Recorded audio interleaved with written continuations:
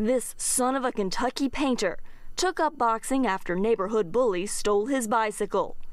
His trainer said the boy, then known as Cassius Clay, grew to mix raw talent with determination. A dynamite right sends Archie Moore crashing to the floor. In 1964, he shocked overwhelming favorite Sonny Liston to win his first world heavyweight title. Short kills him right to the jaw, and Liston goes down. Washington Post newspaper sports columnist Mike Wise says the confident boxing great continued to dominate, fighting with both his fists. These represent dynamite. And his words. He was probably the first guy, the first athlete in America to brag about something and back it up. Nobody boasted in those days. I'm the greatest, and I'm knocking out all bones.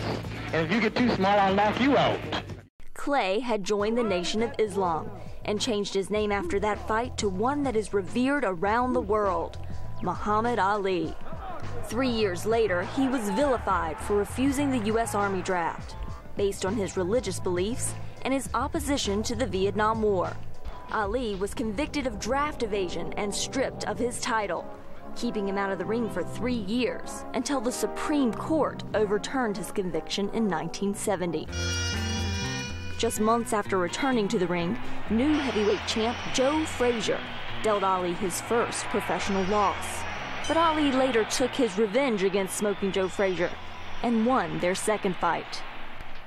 Another classic bout for Ali was against George Foreman. Ali and Foreman took their 1974 championship fight to the former Zaire in a remote part of Central Africa.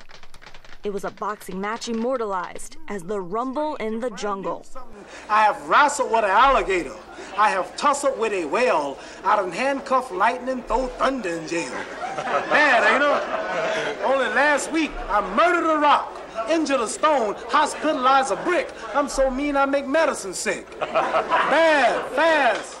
And for him to employ what people think still to this day is one of the most amazing strategies, act like you're tired, let the big guy punch himself out, and then all of a sudden galvanize yourself and find a way to knock him out in the 8th round.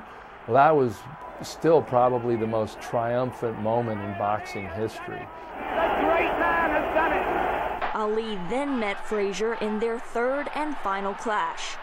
It was late 1975 in the Philippines, dubbed the Thrilla in Manila. Ali endured 14 brutal rounds and emerged victorious. The boxing legend's later years were plagued by Parkinson's disease, which he was diagnosed with in 1984. He could no longer float like a butterfly or sting like a bee, but his generosity and passion for humanity continued to inspire people around the world. Muhammad Ali was beloved. You know, there was a heart component that I don't think anybody will ever touch. Whether loved or hated, Muhammad Ali certainly made people feel. And that, perhaps even more than his boxing prowess, will be his lasting legacy. Carla Babb, VOA News, Washington. Here we go.